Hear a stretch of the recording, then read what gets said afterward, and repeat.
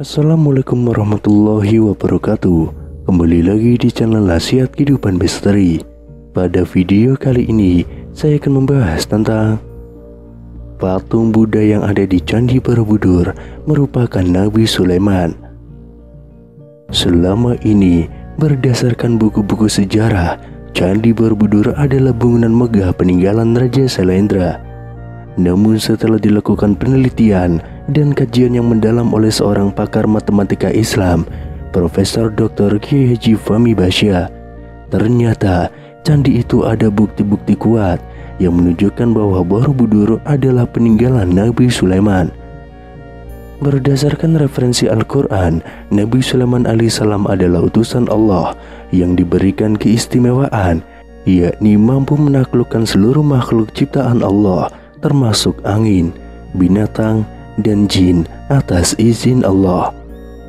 Nabi Sulaiman diperkirakan hidup pada abad ke-9 sebelum Masehi atau sekitar 989 sampai 931 sebelum Masehi atau 3000 tahun yang lalu.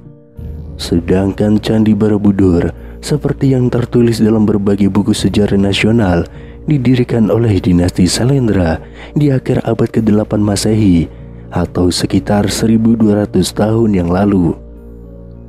Jadi jika mengacu pada buku sejarah itu, rasanya tidak mungkin jika Borobudur itu peninggalan Sulaiman. Rentan waktu keduanya terlalu jauh. Nabi Sulaiman hidup di masa sebelum Masehi, sedangkan Sailendra setelah Masehi. Tapi yang menjadi ukuran Fahmi Bahsyah bukanlah waktu, karena sulit menentukan waktu yang tepat untuk sebuah peninggalan yang umurnya sudah berabad-abad. Yang jadi barometer Fahmi adalah fakta relief yang ada di Candi Borobudur. Sebab jika relief diteliti, ternyata mengandung cerita, dan cerita itulah yang disandingkan dengan fakta referensi Al-Quran. Di sekitar Candi Borobudur ada beberapa candi lainnya, yakni Candi Pawan dan Candi Mandut. Beberapa kilometer dari Candi Borobudur ada Candi Prambanan, Candi Kalasan, Candi Sari, Candi Plausan, dan lain-lainnya. Ciri-ciri yang ada di Candi Borobudur dan daerah sekitarnya ternyata cocok menjadi bukti sebagai peninggalan Sulaiman.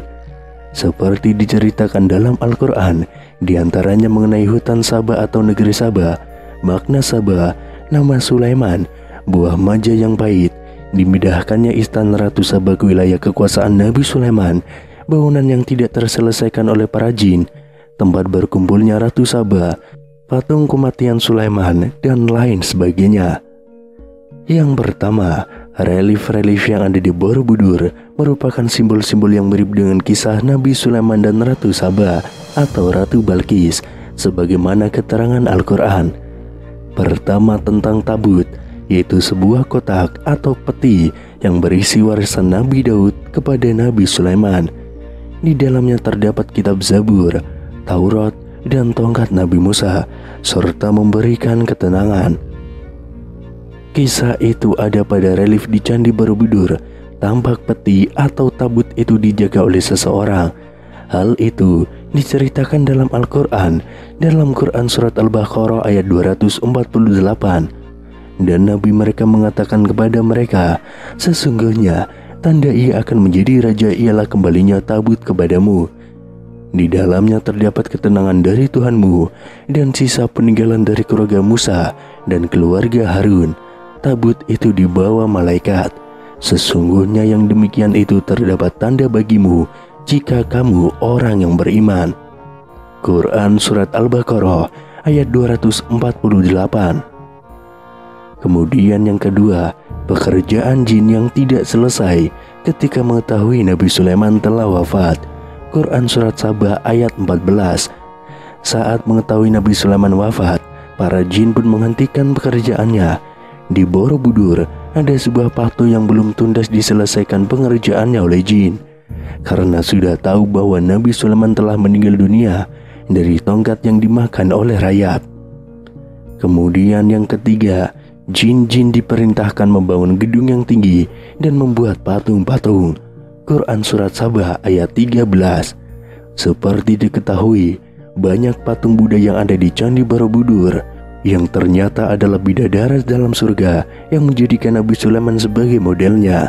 Sedangkan gedung atau bangunan yang tinggi itu adalah Candi Prambanan. Kemudian yang keempat, Nabi Sulaiman berbicara dengan burung-burung dan hewan-hewan. Quran Surat An-Naml ayat 20-22. Di dalam relief Candi Borobudur ada sejumlah frame relief yang bermotifkan bunga dan burung. Terdapat pula sejumlah relief hewan lain seperti gajah, kuda, babi, anjing, monyet, dan lainnya. Kemudian yang kelima, kisah Ratu Saba dan rakyatnya yang menyembah matahari dan bersujud kepada sesama manusia. Quran Surat An-Naml ayat 22. Saba artinya tempat berkumpul atau berkumpul. Ungkapan burung hutut tentang Saba karena burung tidak mengetahui nama daerah itu. Tempat berkumpulnya manusia itu adalah Candi Ratu Boko yang terletak sekitar 35 km dari Borobudur. Jarak ini juga memungkinkan burung untuk menempuh perjalanan dalam sekali terbang. Kemudian yang keenam, Saba ada di Indonesia, yakni Wonosobo. Dalam Al-Quran, wilayah Saba ditumbuhi pohon yang sangat banyak. Quran Surat Saba ayat 15. Dalam Kamus Bahasa Jawi Kuno yang disusun oleh Dr. Maharsi, kata wana bermakna hutan. Wana Saba atau Wonosobo adalah hutan Saba. Kemudian yang ketujuh, buah maja yang pahit. Ketika banjir besar menimpa wilayah Saba, pepohonan yang ada di sekitarnya menjadi pahit sebagai azab Allah kepada orang-orang yang telah mendustakan ayat-ayatnya. Tetapi mereka berpaling, maka kami datangkan kepada mereka banjir yang besar, dan kami ganti kedua kebun mereka dengan dua kebun yang ditumbuhi pohon-pohon yang berbuah pahit, yakni pohon atsel dan sedikit dari pohon sider. Quran Surat Saba ayat 16. Kemudian fakta yang ke-8, nama Sulaiman menunjukkan sebagai nama orang Jawa. Hawalan kata Su merupakan nama-nama Jawa, dan Sulaiman adalah satu-satunya nabi dan rasul yang namanya berawalan Su. Kemudian yang ke-9, Nabi Sulaiman berkirim surat kepada Ratu Saba melalui burung hutut. Pergilah kamu dengan membawa suratku ini. Quran Surat An-Naml ayat 28.